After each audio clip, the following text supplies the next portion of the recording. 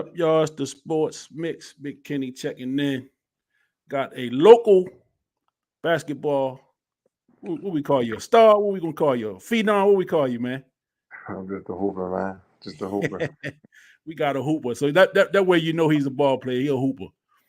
My man Haywood Highsmith Jr. is joining me. Welcome to the Sports Mix, my man. How you doing? Appreciate you having me. I'm doing good. How about you? Oh man, all is well. All is well.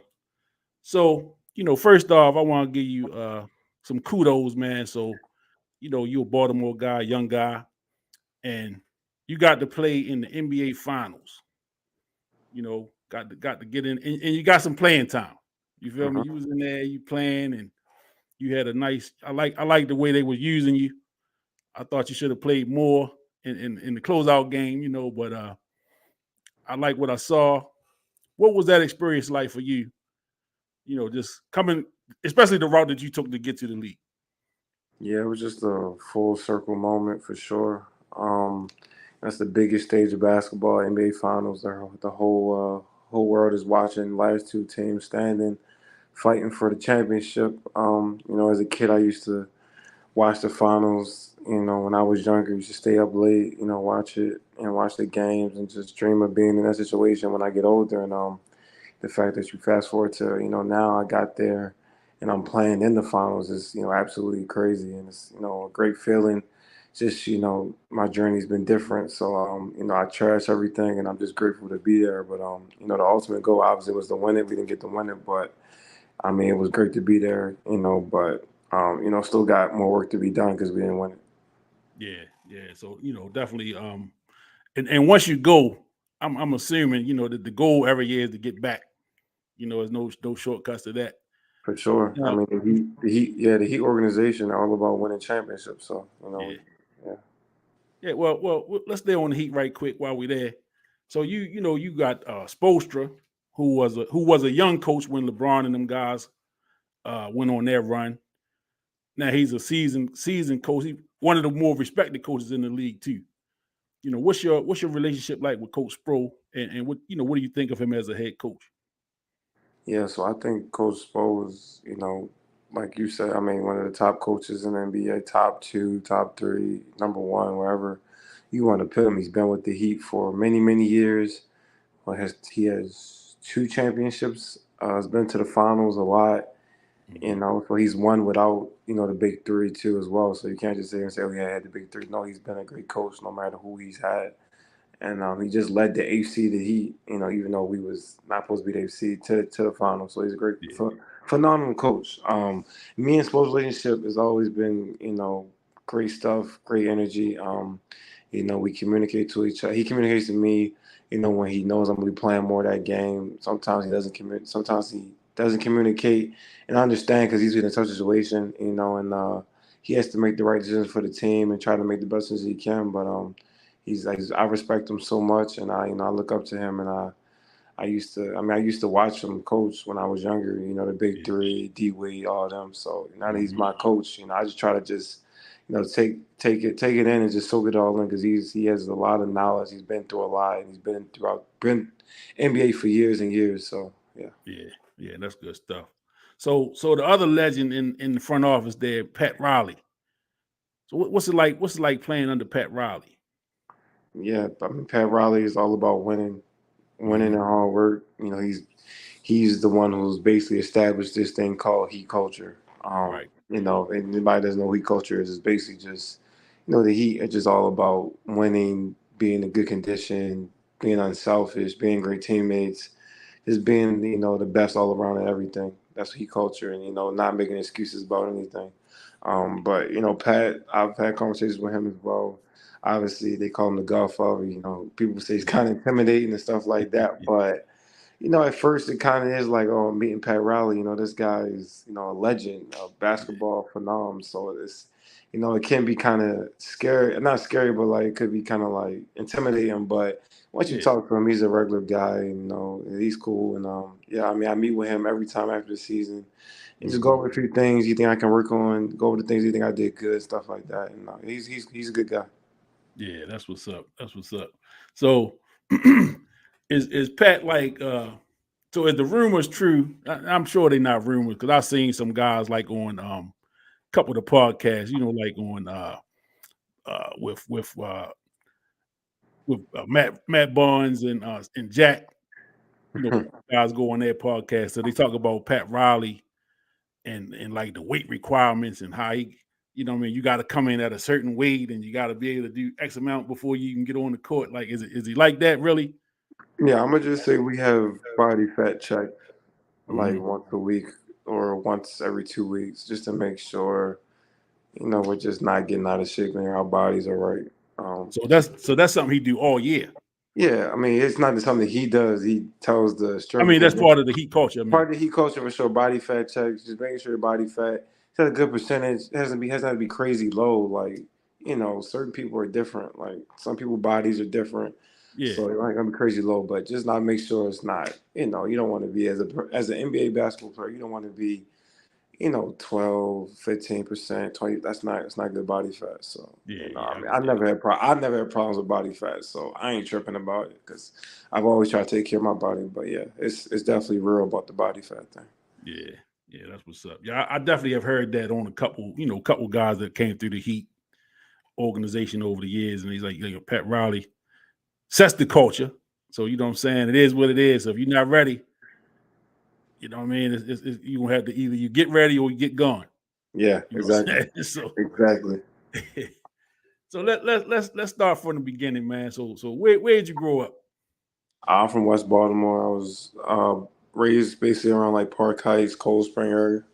Okay, okay, all right.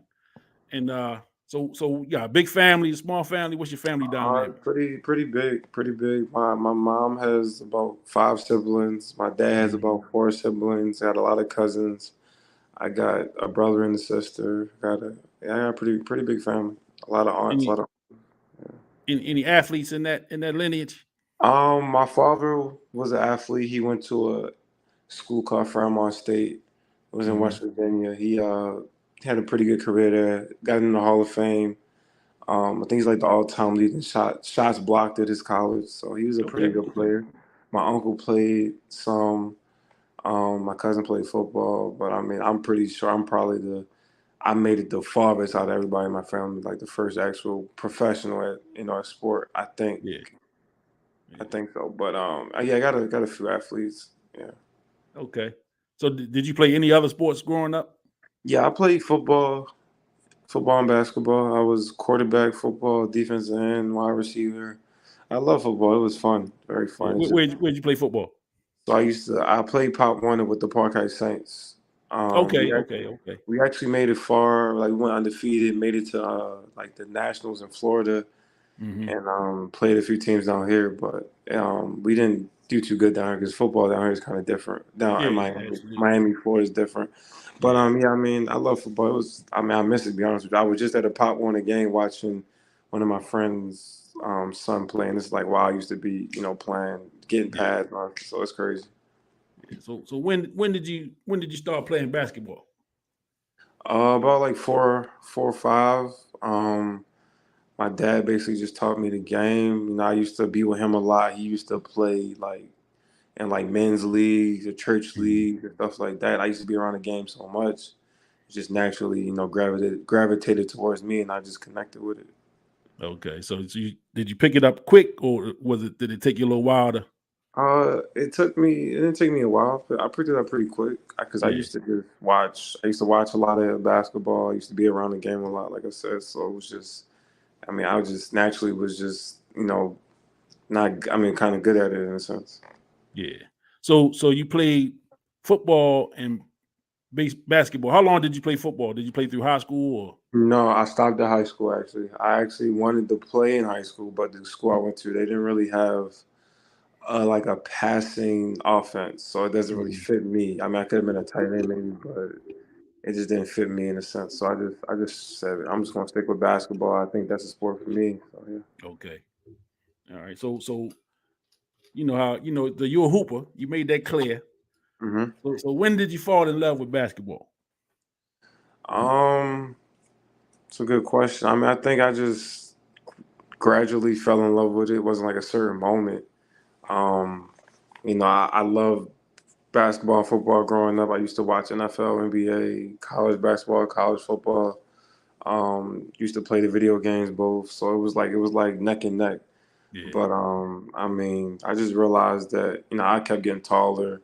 I kept getting like I was hitting growth spurts, so it's like I just naturally just kind of had a basketball body. I mean, football I could have been like maybe a wide receiver, maybe a Yeah. quarterback because they're tall as Mhm. well, but. It was just a lot. Football is a lot in the body as well, and then I'm not gonna lie, it gets cold outside, and getting hit like that in the cold. I don't know if that's for me. I really don't know. And no It, disrespect, but football players don't get paid it leaves paid your enough. arms, right? They don't get paid enough for all that. So I Yeah, just I yeah. feel I just think basketball was just better for me. But I mean I love both. But I mean I think I just watched the game growing up, watching LeBron, watching Kobe, watching KD. Hmm. Like those are the guys in my generation. So that's what I used to watch. I mean I know Jordan's probably the GOAT. I didn't really get to watch him a lot, but Yeah, yeah, yeah. I mean, that's understandable. That's understandable. So, who did you play with? Like, what teams were you playing with coming up before you got to high uh, school? Like, high school AU. before you got to high school, like who were you playing with coming up? Yeah, so I used to play with I played in like this rec league, it was Randallstown Old Court or something like that, I think it was called. And then I started playing with the Randallstown Running Rebels. Hmm. It was like we was playing in a couple tournaments just around the area. I think we went to like Boo Williams a couple of times. We did solid there. Hmm. But I mean that's pretty much it. Just playing with them, playing like against my friends and stuff in the backyard. So until I got to high school, that's when I really actually started playing like, for real. Yeah. Okay. So you went to Archbishop Curley. hmm All right. So what was the decision? Was it just a academic or was it basketball that you there? Like, how did you get to Curley? So I would say Curly wasn't known for basketball when I first got there, Right. and I was just trying to just start something and be that guy to like kind of be the guy on the team and really build the culture at Curly and try to help get their basketball program to the next level. And I wanted to be that guy because I was looking at Mount St. Joe, I was looking at couple different schools, but they kind of already had their guys, and I wanted to be one of those guys. So I just said Yeah. I'm gonna go to this school and try to, get it out the mud and really, be a leader here and take it to the next level. So. Yeah. So who was your coach at Curley?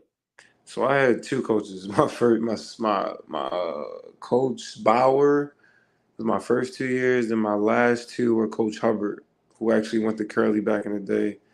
Was an alumni. Yeah. But yeah, those two were my coaches. So I remember Coach Hubbard. We met some years ago. I was coaching youth basketball, and I had a couple guys he was trying to get to come over there to Curly. Um, neither one of them ended up going. One of them went to Friends, and the other one went to Mount Carmel. Okay. So they probably around your age. What year did you graduate? I graduated Curly in 2014. 14. Yeah. So them guys are a little younger than you. They finished, I believe, in 17. Okay. So like Terry Nolan Jr. Yeah, I've heard of Terry. I'm pretty sure Terry. He went. I Terry forget went what to college. Mount Carmel. Yeah, I'm trying to figure out what college he goes to. I remember, or He went to GW. Then he finished up at GW. Towson.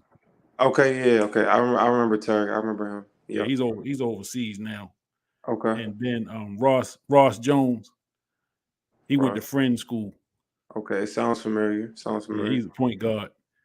Yeah, but they were playing with me, and Coach B was trying to get him to come out there. It didn't work out, you know. But I remember Coach B from that time.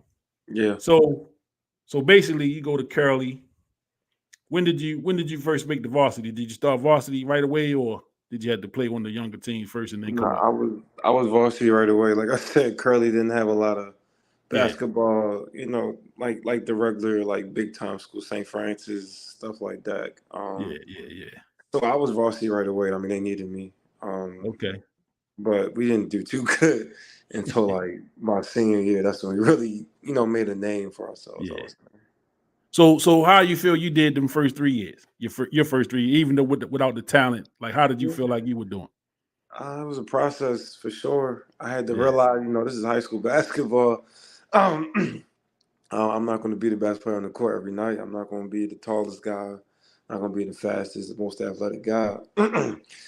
So I wasn't mentally prepared, for that, but it was a process. I got better. I learned. I mean, that was the main thing for me, just to keep getting better, keep developing as far as getting my body right, and Mhm. I got better each year. I felt like so it was a good process for me. So who were some of the tough competition you were facing back then in the Yeah, Catholic League? we played St. Francis once. I don't know why he scheduled that game. We got effed up. I'm not gonna cuss.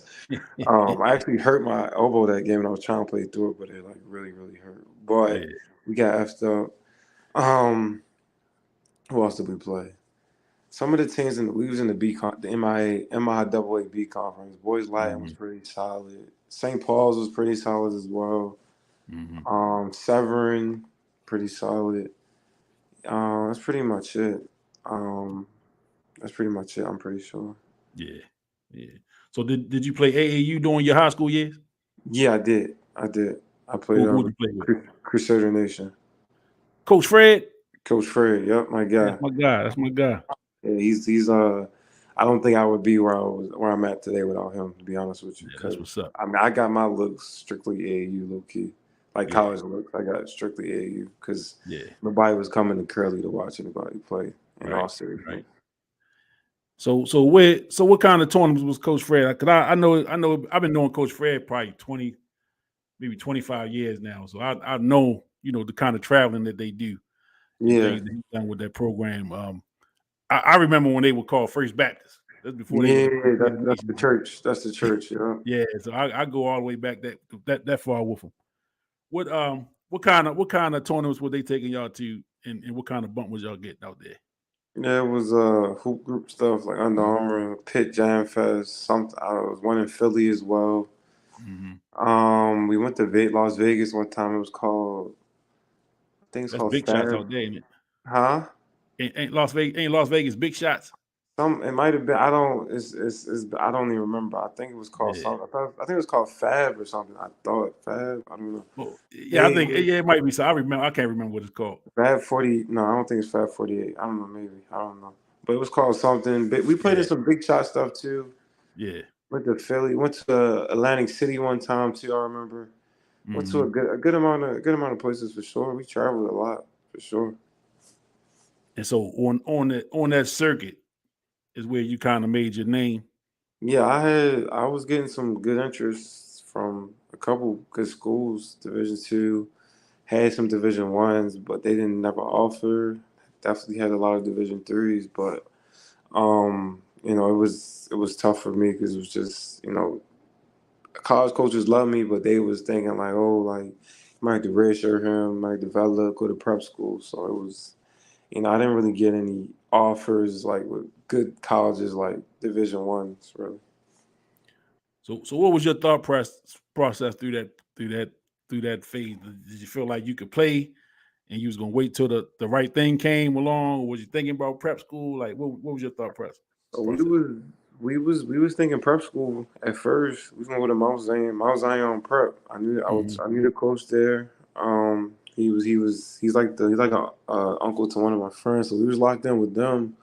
But I realized that, I mean, prep school isn't free. I don't want my parents to continue to just pay for me and like get money out of their pockets. When they just put me kind of. I mean, high school my high school wasn't free as a private school, but I got a Hmm. lot of financial aid after the scholarship. But they still had to put up some type of money, so it was tough. But I just wanted to just play college basketball. I didn't want to do another year.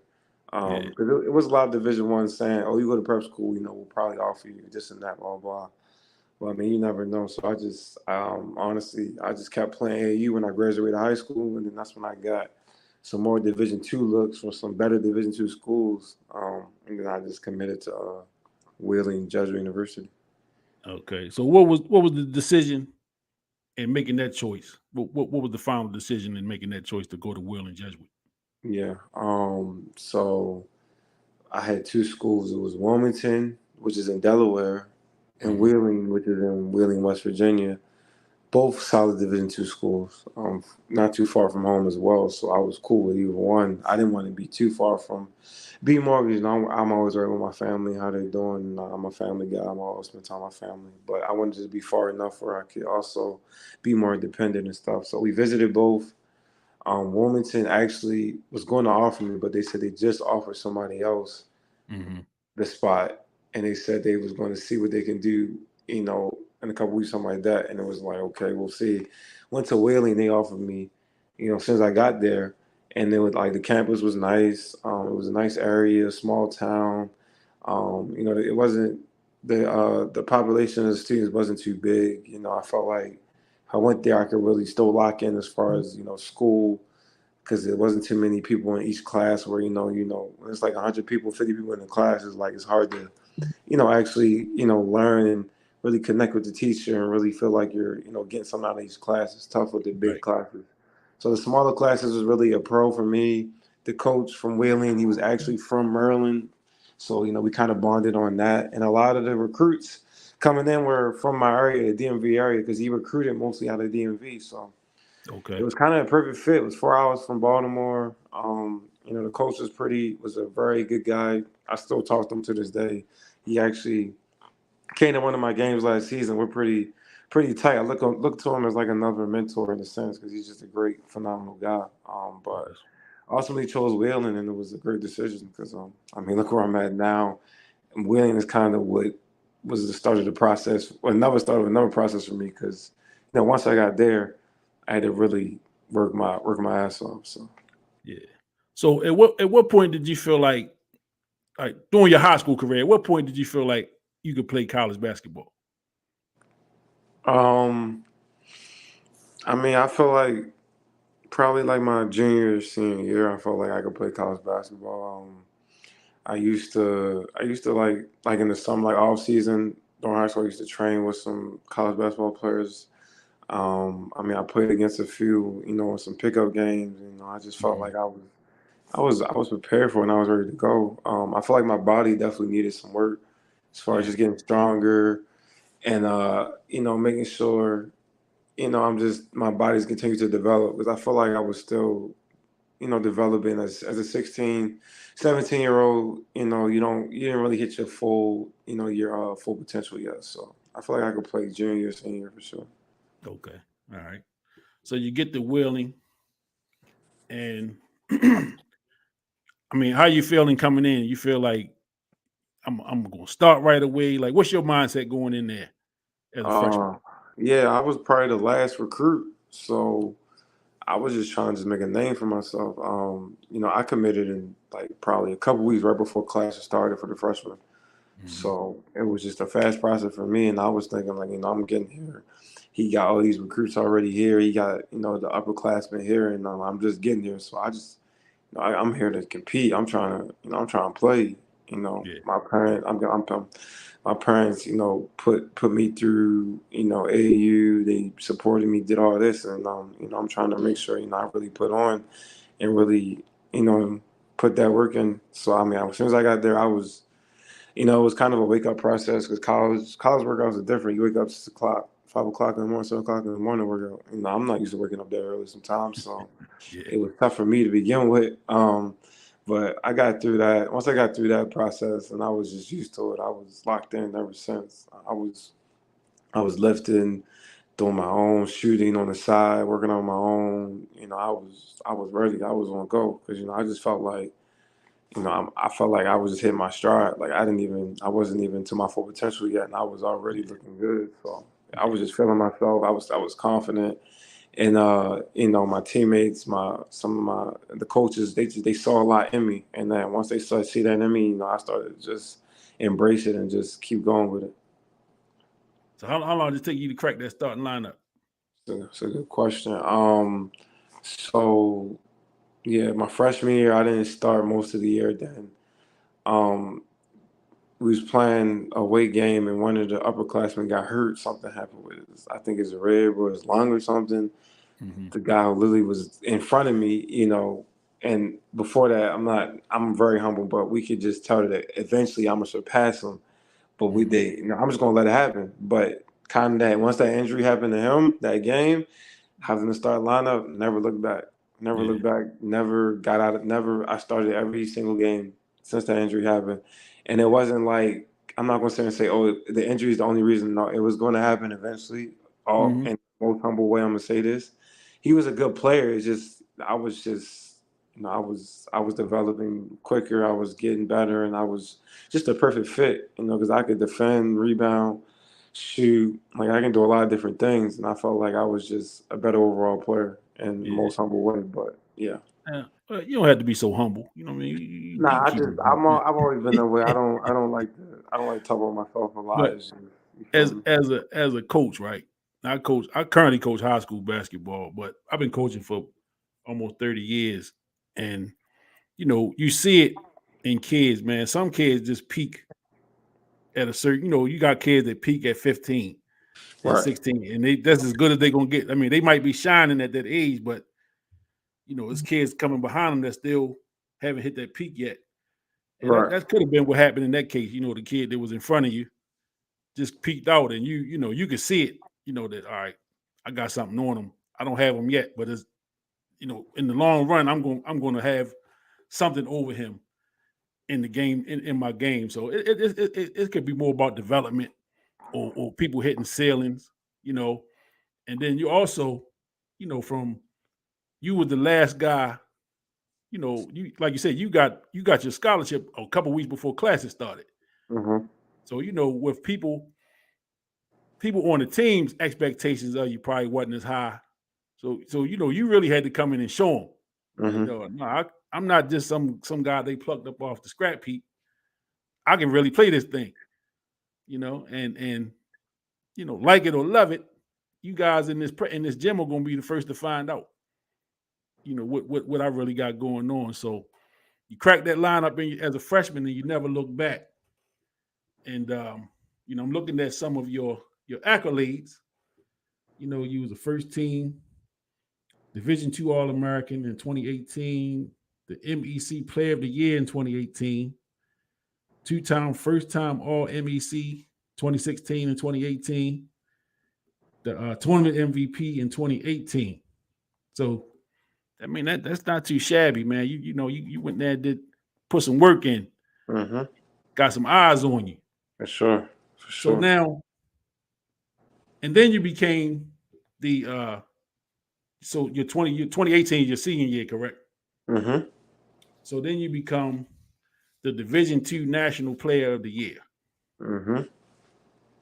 What is that? What does that feel like for a kid from West Baltimore, from Archbishop Curley that's not known for basketball, to be the number one player in all of Division II college basketball? What is that feeling like?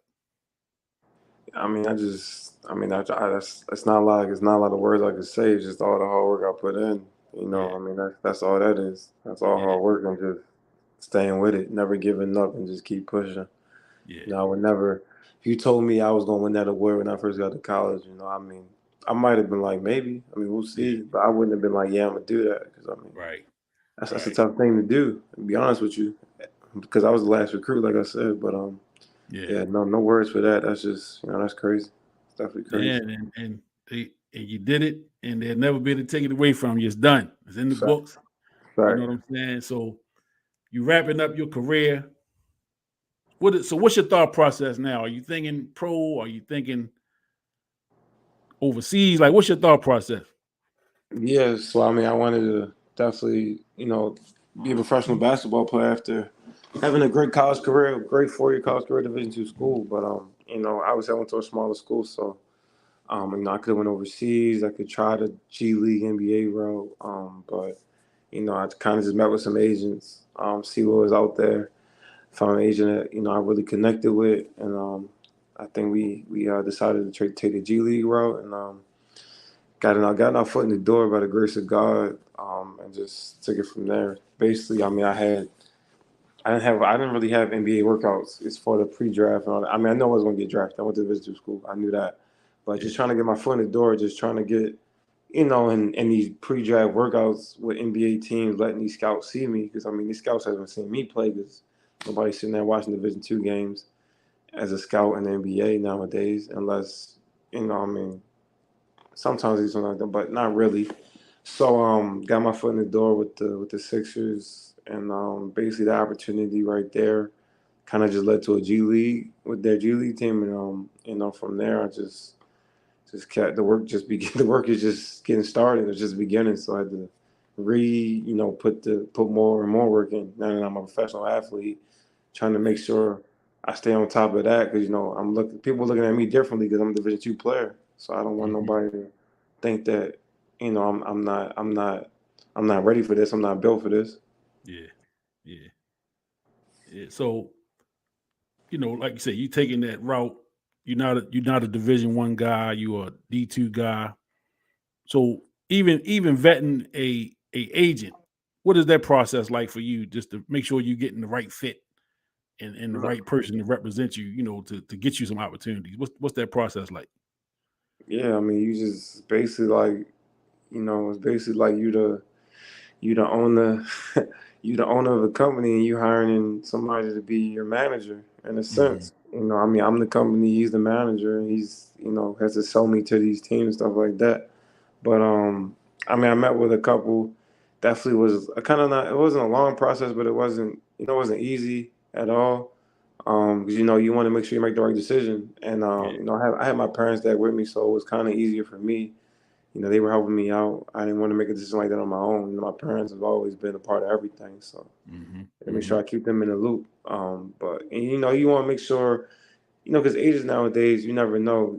Some of them are like slimy, sketchy. You want to make sure you're getting the right person in your corner. And the right one. Want to have somebody who's not just only there for you just because they think you're a good basketball player, but somebody who actually cares about you. And, like, you feel me? Yeah. Understands what you trying to do and got the same goals, aspirations as you. So that's a big decision. But I mean, yeah. So do you still have the same agent now? Yeah, same agent for sure. Okay. Jerry Diana. Okay, that's what's up. That's what's up. So you spent a couple years in the G League. I think you had a two-way deal with the Sixers first. Mm-hmm. So explain the two-way deal for me Two-way for deal. well, for the people. Yeah, two-way deal is every team. Well, they changed it. It used to be two ways on each team. This year is three. Hmm. So they changed it. So each team gets three two ways. The two ways basically is somebody that plays on the G League team and the NBA team of that team. So I forget how it is now. Back when I was a two-way, you get a certain amount of days to be with the big team, the NBA team, and like you get paid more when you're with the NBA team than when you're with the G League team. Hmm. And I mean, basically, two ways are kind of useful in a sense. Just like I mean, you think about the COVID, everybody was getting COVID. The two ways will come with the NBA team, they get a lot of run and they would play and stuff like that. And two ways also are good for younger guys who are developing, who are kind of NBA guys, but not all the way there. So they go to the G League, and they're still developing, still learning, getting better, playing games, and just getting good reps. And because when you're when you're with the NBA team. It's no useful when you're just sitting on the bench watching sometimes. You want to actually get in-game reps. So the two Right. ways are pretty cool. I love it. And it's another opportunity for guys who are in the G League to get in the NBA somehow, somewhere. Yeah. So who were some of the players? I know you mentioned Kobe, LeBron. Who were some of the other guys you kind of modeled or looked at as you were coming up, kind of taking little bits and pieces of their game and added to yours? Yeah, for sure. I mean, I watched a lot. To be honest with you, I watched more than just offensive stuff. I watched defensive stuff as well. Because to Hmm. be honest with you, I mean, I'm not in this day and age. For me, I know my role with an NBA team is going to be not scoring 30, 20 a night, Yeah, yeah, but yeah, yeah. it's still parts of a superstar's game that I can take and try to add that to my package in a sense. So I mean, Hmm. I used to watch a little bit of Paul George. I used to watch PJ Tucker on defense. I used to watch KD a little bit, even though he's 7 feet. I'm not 7 feet tall, so he has a Yeah, different repertoire than me. yeah. But used to watch a little bit of everybody. PG, KD, Jimmy Butler for sure as well. Trying to think who else. A little bit of Russell Westbrook, just the way he Hmm. just attacks, his different finishes he got. Um, little bit of Draymond Green as well. Like, I mean, a guy like that who does all the little things, does the dirty work. You know, I mean, I feel like I could be a guy like that who just brings energy, brings defense, and just all around. You know, a solid player all around. So, yeah. So was it any, even going back to high school, was it any like Baltimore guys that you used to look at? Oh yeah, Kind for of kind of sure, close to them? for sure. I mean, of course, Melo, Mm-hmm. Will Barton for sure. Mm-hmm. Um, Rudy Gay. Mm-hmm. I mean, the list goes on for sure. I mean, Baltimore has crazy talent as far as basketball. Yeah, So, yeah, I absolutely. mean, all those guys, you know, for sure. Like, I mean, even like a guy like, I mean, you might not know his name, but Stanton Kidd. Yeah, I'm familiar with them. Yeah, he played in the NBA before the Utah Jazz. I worked out with him the year like when COVID hit, and I was like, just I working out with him, just thinking like, this guy's amazing. He's tough. And Yeah. like little things that he does, that I just like just adding to my game and just trying to just see how he moves and how he does this. So people like that for Mhm. sure. Yeah, that's what's up. So now when you in the league, what's that welcome to the league moment? Like, did you have a, damn, I'm here? Did you have one of them moments in an NBA game, or just you just kind of let it roll with the punches? Uh, I would say my first like when I was the Sixers. Um, I literally when I signed a two-way, I played the game later that day. Mm-hmm. So we played the Wizards. I mean, that's the closest team to Baltimore, so it's kind of like a full circle. But I got into the end just blowing them out, and the ball came my way. First play, I almost turned it over, but you know I did. So I was kind of like a little nervous. I mean, I'm playing. This is my first NBA like live minutes, so I just had Yeah, to just take my time, breathe, understand this basketball, and I've been doing this my whole life. And then the next time the ball came my way, I knew I was going to shoot it right away. Shot it, made it. First shot in the NBA, made it for 3-pointer, and it was just a great all around experience. Get a great day. Just a lot of love, and yeah, I mean that pretty much was just welcome to NBA. You know, and that game was in DC, no, it was in Philly. It was in in Philly. Philly. Philly's not Okay, too okay. far from me. You know, Yeah, Philly's yeah, not too far. Yeah. yeah, yeah, yeah. So like some of the guys you got to play against. I mean, you've been out there on the court against Braun, the Steph Curry and these guys. Like, what's that like? I mean, we see what they do on TV, but you up close and personal. You know, how tough is Steph Curry to guard? Well, I haven't guarded Steph Curry yet, so I don't even know. But I'm gonna tell you how it looks. It looks hard as hell. Hard as Yeah, hell. It's like you fighting over screens. You got to pick him up at half court. yeah. He's actually very strong. To be honest Hmm. with you, very shifty. He has a lot of different finishes. He's not just a shooter. People don't realize that. So, and he doesn't stop moving. I've Yeah, seen it. He doesn't stop moving at yeah, all. I haven't guarded him. We'll see this year what happens if I have to guard him. I'll make sure I drink a lot of water before that game. But yeah, I mean, Steph Curry, I can only imagine. I haven't guarded Braun. I mean, either I can only imagine how that would be. But I mean, I've guarded like Tatum, DeRozan, Luca, um, CP3, D hmm, Book, D Book, a couple. I've guarded KD. Pretty tough to guard him because yeah. I can't block his shot. So it's like, what can I do? But So I you what, mean, 6'5", six I'm on four, 6'5", 6'6". 6'6"? Okay, yeah. So KD 7 foot. That's definitely, Yeah, it's he I probably just got the try. wingspan about 7'4". Yeah, it's OD. It's OD. Yeah, I was just trying to let KD catch the ball in the mid post because once he gets it there, he's just gonna face up and shoot over top of me. So yeah, yeah, it's tough. I mean, these guys are professional scorers. It's tough. yeah, yeah, yeah. So that's the one thing, from fans. I don't really get into much debate about who's this or who's that, because I respect the fact that these are professionals we talking about. Hmm. So it's not it's levels in professional basketball. It's levels to who's this or that, but there are no scrubs in professional basketball. So when I hear people say that, I kind of cringe a little bit, because like guys that never get in the game, will have your lunch out Drew Hill Park. You know what I'm saying? I mean, and make it look easy.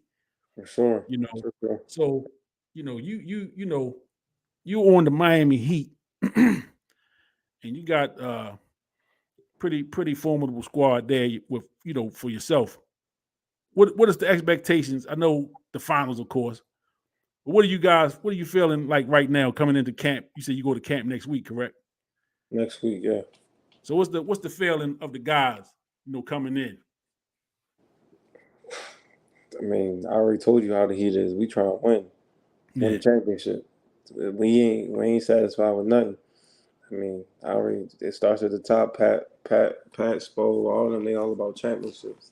Mm-hmm. So we understand that we had a great run last year, but that's in the past now. It's a whole different year. Whole new Whole year. different year. Whole different year. And the team changes, it's not the same team. You got a couple of different pieces coming in. So who were some of the big pickups they made over the summer? They brought Thomas Bryant in, backup center for Bam. Mm-hmm. Josh Richardson. He's been with the Heat before, so he's bringing his second go around with them. Then they drafted Dahame Jaquez Jr. kid from UCLA, solid player for sure. We'll see what's up with him. I think that's it. I'm trying to think. I think that's it. Everybody else is same squad for real. Yeah. Same squad. I mean, obviously Udonis retired, so I mean, we'll see. Yeah. Yeah. So what was it like playing with him? Of course he didn't play much, but he's an older guy. Yeah. What value did he bring to the team on a day-to-day? Yeah, I mean, I feel like every NBA team needs a Udonis Haslam. Just a savvy vet. He's the captain of the boat. Been with the Heat for 20 years, so he sets the standard. And he's our leader. He manages the team in a sense, the locker room guy. Make sure everybody understand what their job is, what needs to be done. He's in the locker. He's in every huddle talking, making sure we're doing this, doing that, correcting this and correcting that. So he's basically like just another coach in the locker room, but he's not because he's still playing. I mean, let's not get it wrong. He was still in shape. He scored, I'm pretty sure, 20-something points the final game of the season last year. So he still can hoop. I'm not gonna sit here and say he can't hoop at all because he's still in shape. His body fat was still low at the age of 40, whatever how old he was. So he still can hoop. But every team you need somebody like him for sure. So and you're a younger guy. What you about 25, 26? I'm 26. 26. So you're a young guy, you know, and you just said it, every team could use a UD, a vet, somebody that's been around the league, somebody that could kind of show the young guys the way, Yeah. you know, but they seem to be making it a younger and younger league.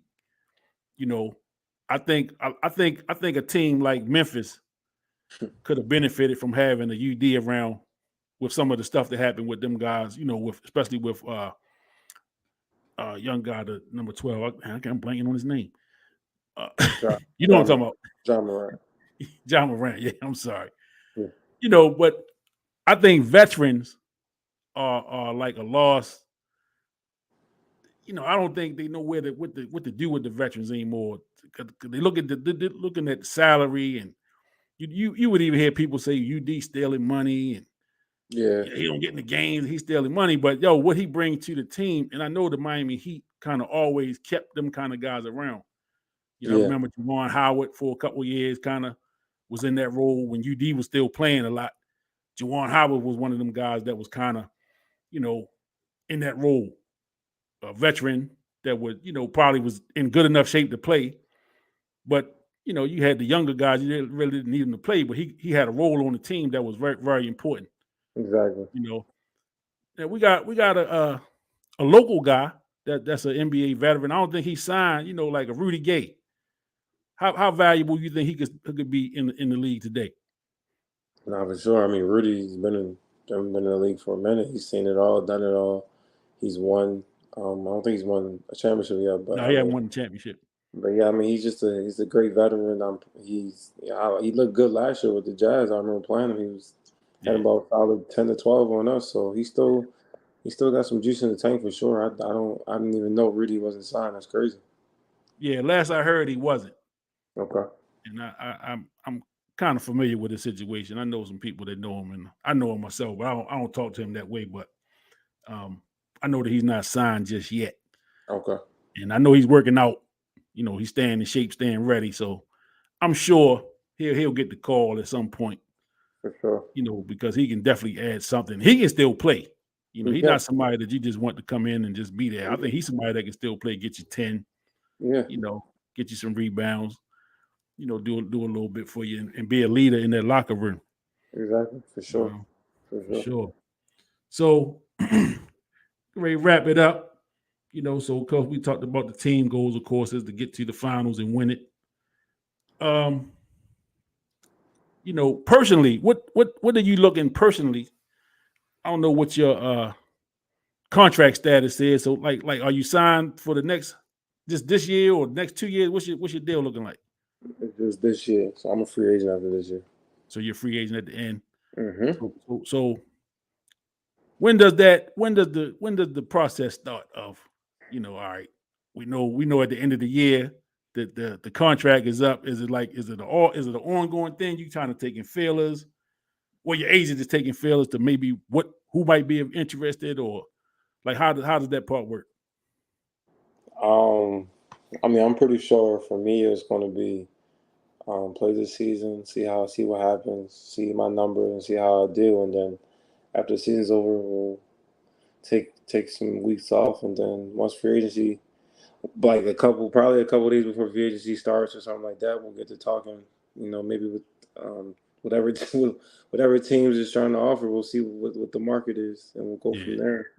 So yeah. Yeah. So do you have a preference where you would play? Like you East Coast guy, West? Do it matter? Nah, I would love to stay with the Heat. I mean, I have a daughter out here. My Okay. girl's out Congratulations. here. Yeah, appreciate it. My girl's out here. I have a house down here. My family. I'm trying to move my parents down here soon, so I would love to stay in Miami for sure. Okay. And I can't complain. Miami's beautiful, so I mean, I ain't trying to move from out here. Yeah, ain't nothing wrong with that. Nothing wrong with that. So do you get back to the area much? Yeah, I just had a free basketball camp. I think I had about, I don't know how many kids it was, a good amount of kids. Um, just having them around basketball, gave them some free shirts, some free stuff. Let them come in the gym and just enjoy the vibe, enjoy a great day, of just basketball and fun.